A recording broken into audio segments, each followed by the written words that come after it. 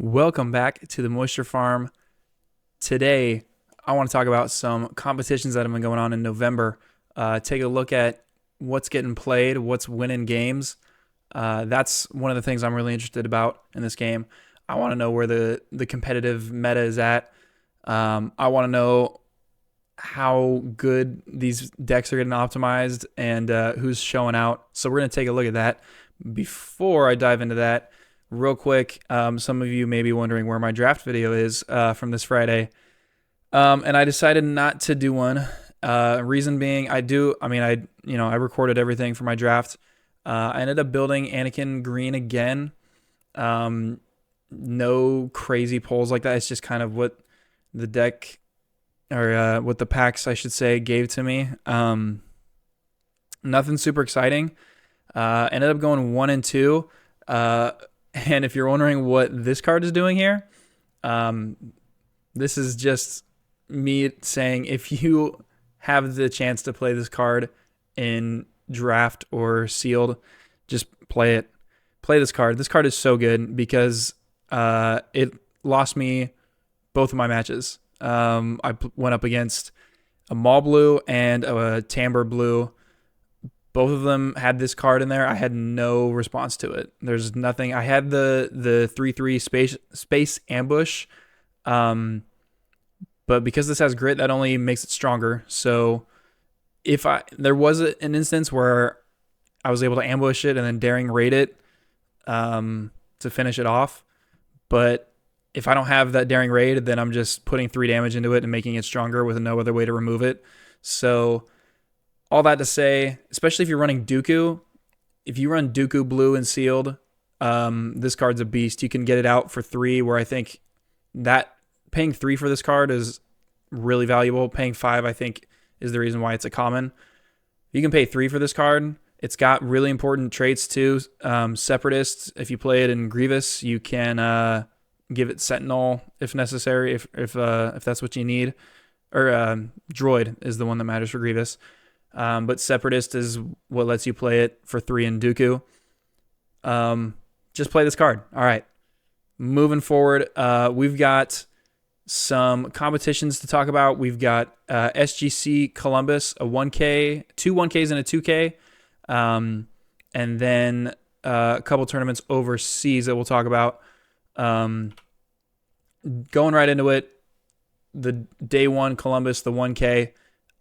Here are the results, and Palpatine Yellow, that's kind of out of the blue, literally, because Palpatine Blue is a pretty common build for Palp. Tarkin Blue also kind of, and you'll see here like 44 players, so you're going to see some decks that you're not used to seeing in top 8s. And yeah, Palp Yellow and Tarkin Blue is kind of an example of that. Han 2 ECL was one of those decks during set 2 that like started out kind of popular and then fizzled out when Han Blue got the blue version of that deck kind of took off. And then it kind of came back, not as like a hyper ramp version, but just a going very wide version, which is I think what this one is. The first version of Han ECL was just ramp really hard and play Krayt Dragon early, basically.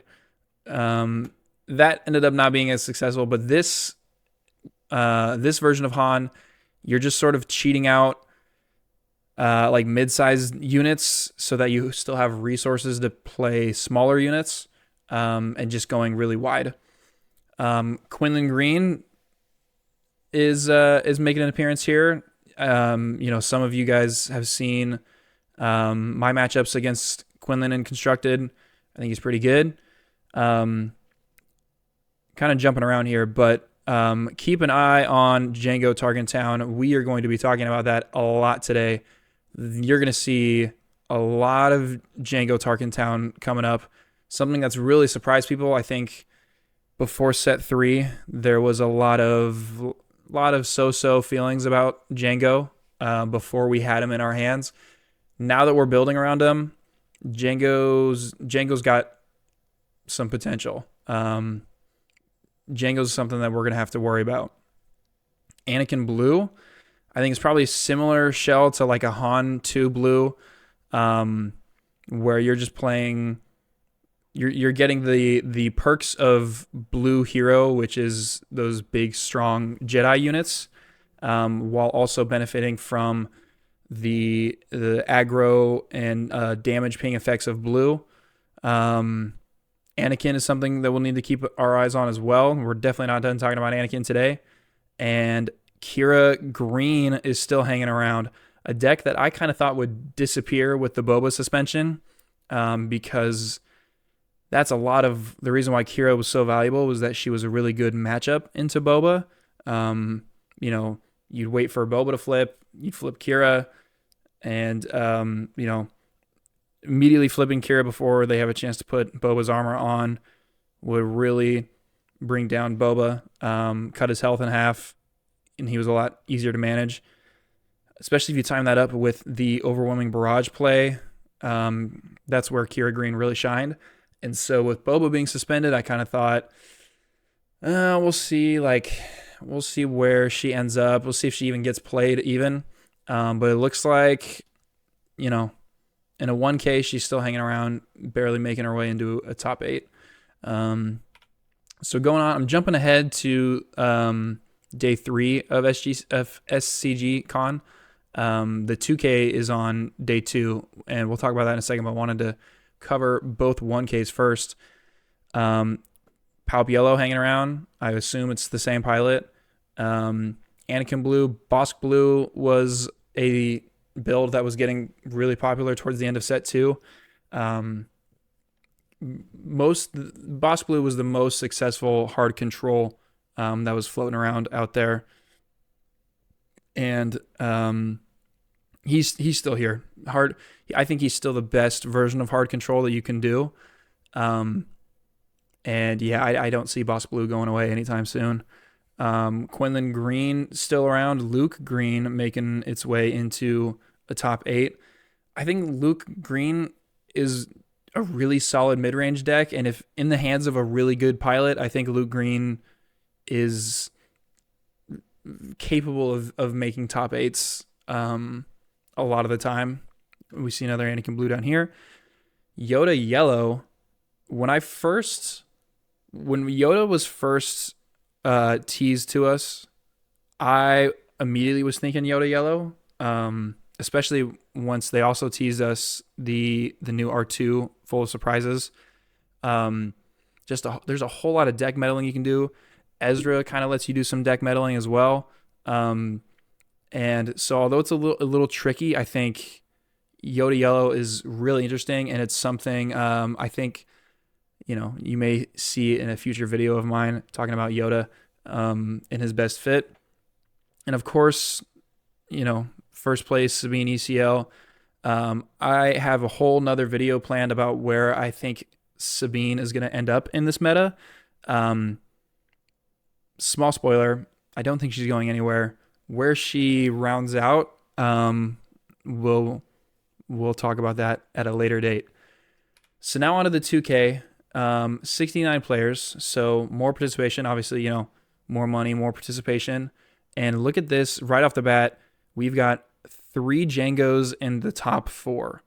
That's pretty significant. I mean, it's a 70 player tournament, 69 players, so still relatively small. Obviously, like not as big as like a PQ, but it's 2K, so like big money. And we've got 3 Djangos in the top 4.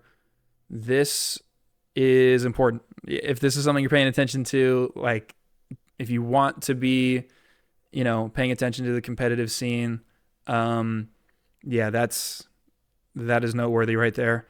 Another Anakin Blue. So all 3 days. I don't know if it's the same Anakin Blue, if it's the same deck, same pilot for all 3 days. Nevertheless, Anakin Blue is making an appearance in top 8 all 3 days. Sabine cracks another top 8. Ray Tarkentown, the first one we've seen for SCG Con Columbus.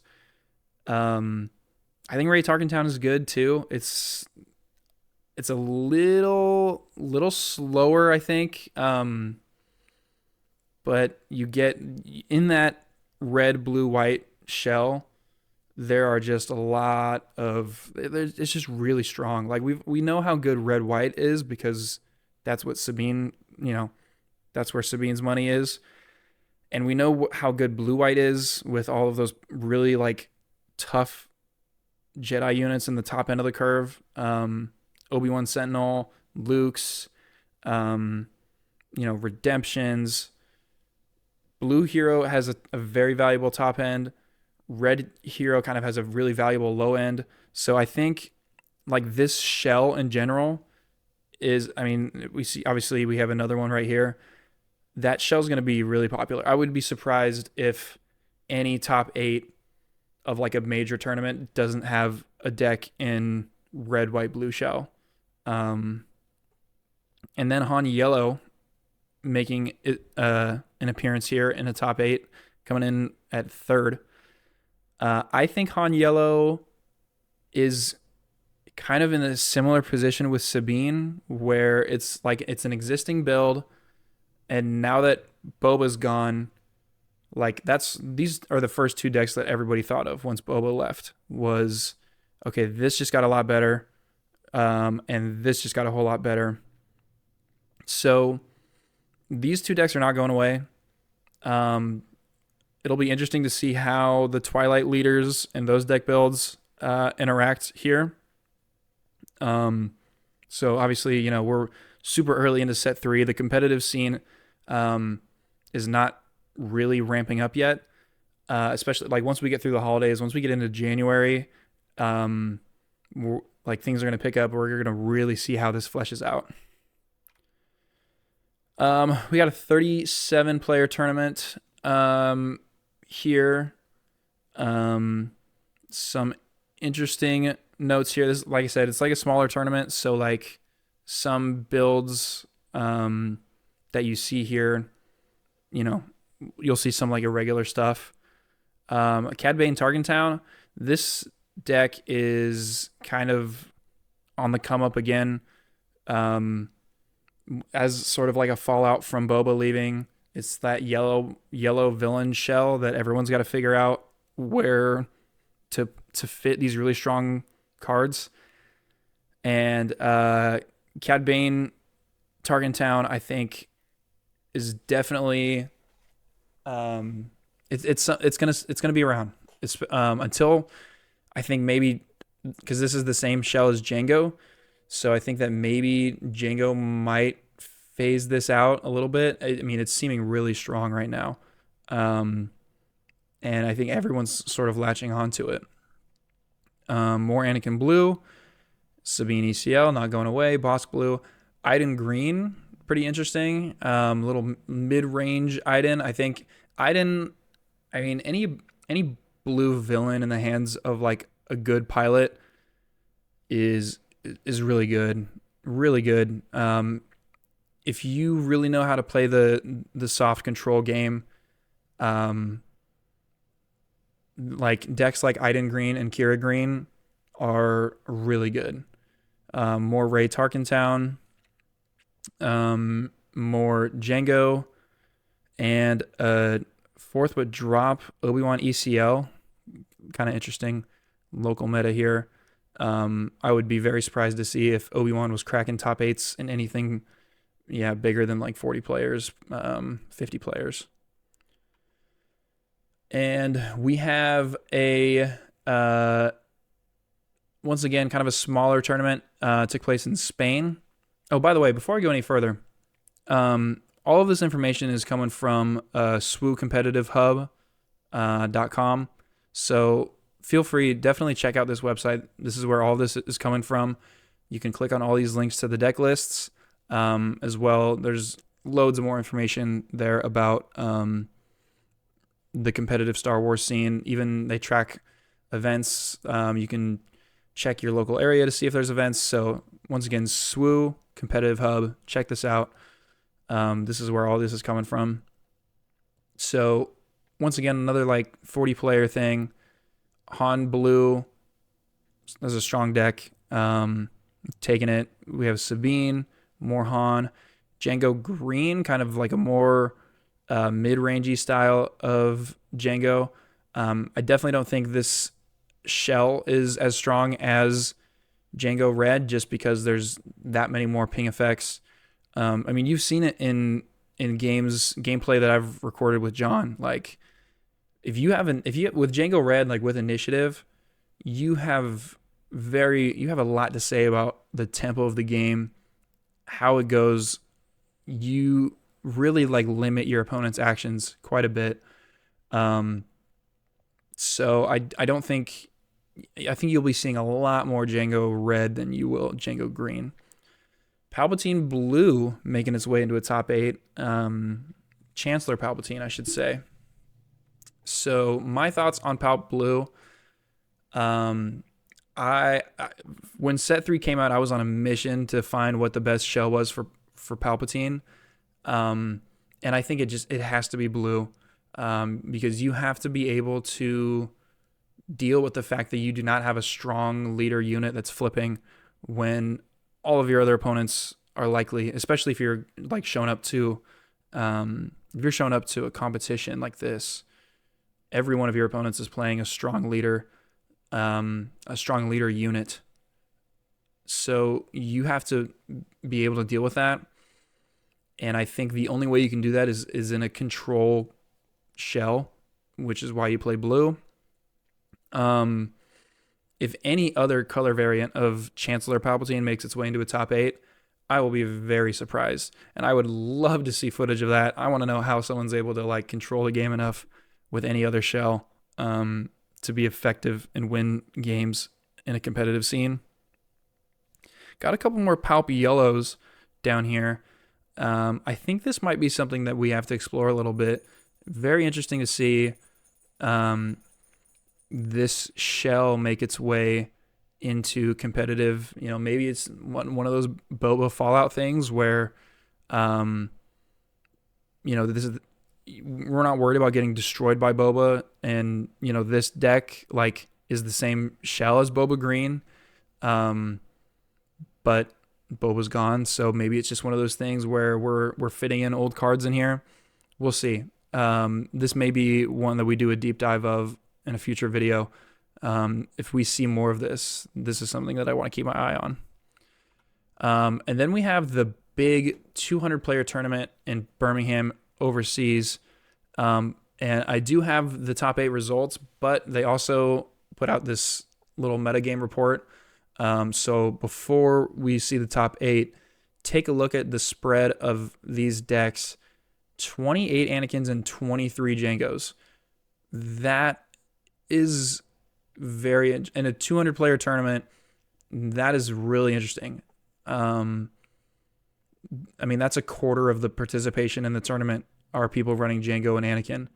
So this is something that anyone that's paying attention to competitive SWU, like this is important. You're going to have to prepare to deal with these decks for sure. I mean, and it's also just crazy, like outside of those two, the drop off between, 28, 23 and then 12 to Sabine, which was like the second or third most popular leader in the game before this set. So I think this could very well be an instance of, we're early in a set, new leaders, people don't really know how to, combat these directly yet. So, this could easily just be like a really short-term meta that kind of evens out once the competitive scene starts ramping up again. But it's very interesting to note, like early on, the presence of these in tournament play. We're seeing a lot of Bosks. I would imagine that this is just Bosk Blue, probably a splash of Bosk ECL in there. Cad Bane, I think, is, like I said, kind of like that go-to, like post Boba, yellow, black. Like this is where a lot of people are turning to. Yoda seeing some some love in a big tournament. 11 decks, interesting to note. And then, kind of starts dwindling right there. But this was the big one. Like, this is something we need to pay attention to. So remember this as we go into that. Bossk Blue ended up taking the whole thing for this 201 player tournament. Top 2 players were hard control, Bossk Blue, Pout Blue. That's pretty interesting to me. Seeing Pout Blue make its way into second place in a big scale tournament like this really starts to make you think about how much of a grip Boba had on the meta before they took him out. Because, like, Pout Blue, I mean, yeah, would just fall apart. And it falls apart to Sabine, too. And we see, like, we do have some Sabines in the top 8. But this is interesting. Like, a lot of people, the trope of this game going into this set was, especially, like, set 2 competitive scene, was that aggro was just way too overpowered. Like, the mid-range game, besides Boba Green, like, didn't really exist. Like, it was all tempo. Outside of, like, hard control, like Bossk, Palp, and Iden Blue. And now we're seeing, like, I mean, one of the first, like, big scale tournaments, and our top 2 players are hard control. 2 Jango Tarkin Towns in here. That's pretty significant. Other than Palp and Sabine, like, multiple decks in the top 8. And we've got a Cad Tarkin Town in here. So, like we talked about this already, but like Cad Tarkin Town, Jango Tarkin Town, really making a presence here in a large scale tournament. So, and we still have Sabine and Sabine Yellow cracking a top 8 in a tournament like this, which is interesting to me. That's another thing I want to explore. I think Yellow Hero is so interesting right now, and I'm very determined to find a really strong competitive home for. Obviously, we have Double Yellow Han, but I'm wondering if there's something else out there for Yellow Hero besides Han. I think there might be something else that we quite haven't cracked yet, and that's something that I am thinking about quite a bit. So those were the big tournaments so far that have taken place, at least what I can just find on Swoop Competitive. Kind of taking a look at what's been shown out really early on into this set. I think the biggest takeaway is definitely Jango Tarkin Town. That seems to be working, and it's multifaceted. Like, I think the majority of people running Jango Tarkin Town are probably doing a space race. That yellow, black, red lends itself to a very strong space board, so that's kind of what I'm thinking. I haven't taken a real dive into the deck lists of most of these. I checked on the Sabine ones because I'm going to be, like I said, I'm going to be talking about Sabine on her own in a whole separate video about where I think Sabine lies. But overall, this is where the meta is. The biggest takeaway, Jango Tarkin Town is here. Jango Tarkin Town's a real player. And you'll notice no Anakins here. So in a tournament this big, obviously we had 23 Anakins showing up. None of them were able to crack into the top 8. So, these all found answers to them. Something to keep our eyes on. But yeah, that's what I got for you guys today. Like I said, I'm going to be keeping a lot closer eye on the competitive scene, especially over once we get past the holidays. I'm sure things are really going to ramp up. And we're going to do some deep dives on some of these decks and see where I think this is going to lie going into like the next PQ season for sure. I want to be ready for a PQ. Definitely going to be trying to get into one next season. Hoping to see you guys all out there as well. But thanks for stopping by, and we'll see you for the next one.